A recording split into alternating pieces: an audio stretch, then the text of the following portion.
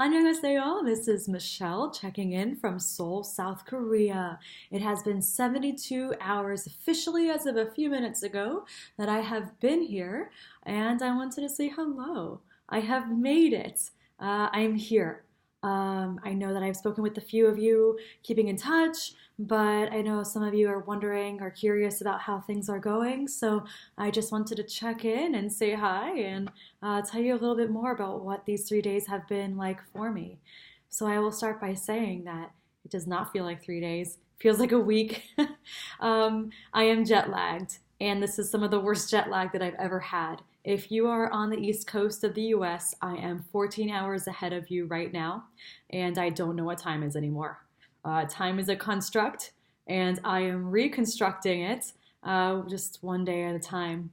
So I arrived around 4:30 p.m. Seoul time on Wednesday, and I got here just before the sun started to go down, so I was able to watch the land get closer, watch the clouds unfurl away, and reveal this new place I call home. Looking down at the land and knowing that I will be living here is it was surreal. It is surreal. It's sinking in. It's funny. It just feels like I'm doing the right thing, and it feels like I'm in the right place at the right time. But I'm learning a lot. I am learning that sometimes fear hits you, and you just have to accept it and let it roll off the shoulders.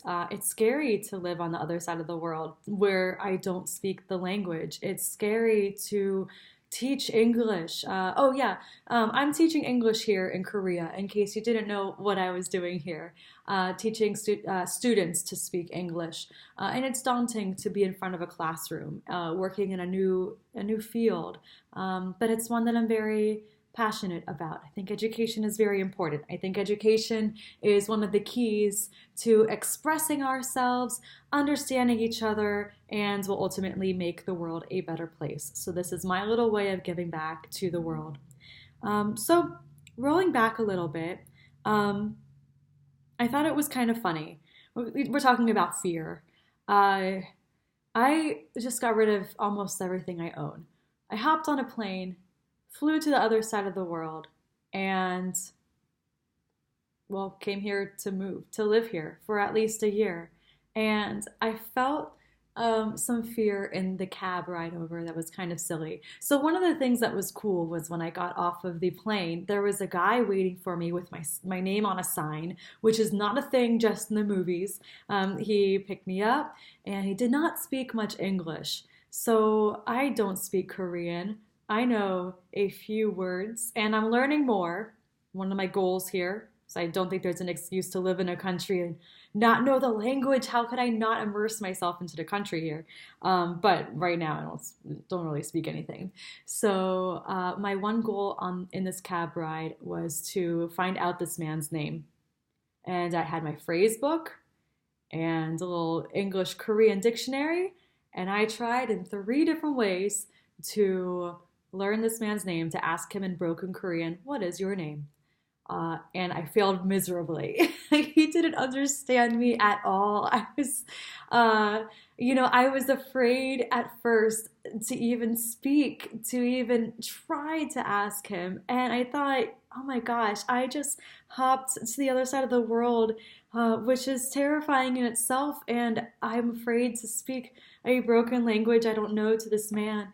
So I tried, and the way I'm looking at it as it's a marker to represent how far I'm going to come by the time I am finished here, whenever that may be. So I was dropped off here at my studio. Welcome. I will not be showing you my studio right now because it was clean when I got here, and then I got here.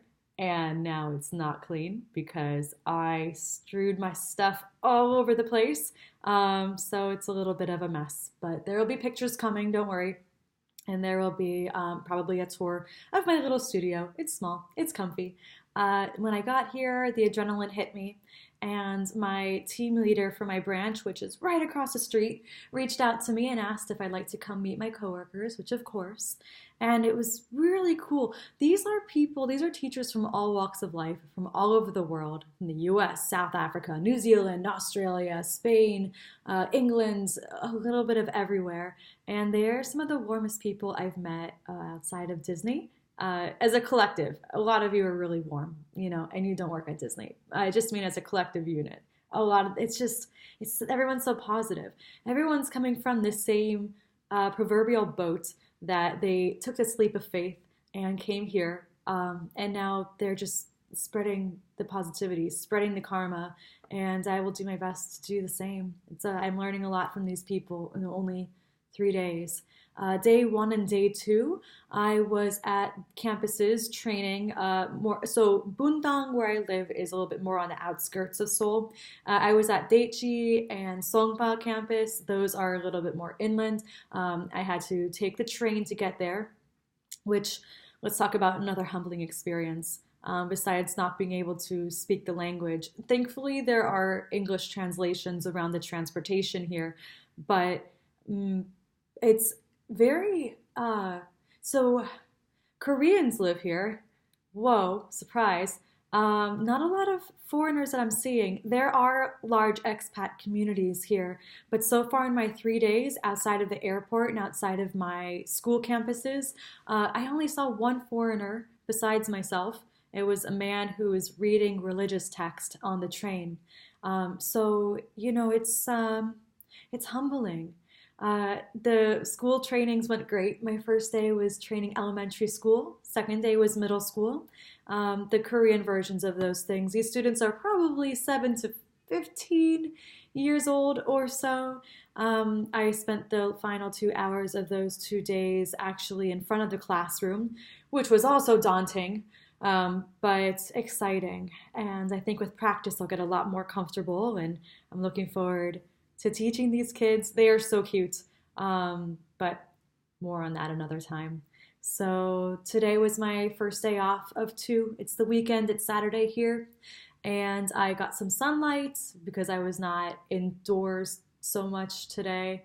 I went for a walk around Bundang to explore my new home, and I walked along the Tancheon River, which is a 22-mile stretch of river with pedestrian and biking paths around it, and it's dotted by small, tiny parks. Like there's a dog park, there are exercise spots, there are, well, yeah.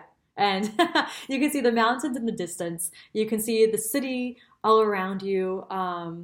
It was cool. I sat down on a bench at one point, and I could feel the subway like under my butt. So it was just, it reminds me a lot of New York City. If you were to take Central Park and just stretch it a lot and then just add Korean to everything and make everything look more Asian. But it's beautiful here. Tomorrow I'll explore the other side of Dancheon River. But yeah, well, I think I'm going to wrap it up here. 감사합니다 for listening. I will be posting photos soon. I will be putting up some blog posts that expand more upon the things I'm seeing and doing and learning, because I think that, there's a lot that I would love to share. I hope you're all doing well. I miss you guys. The homesickness, even in 3 days, has hit a little bit, but yeah.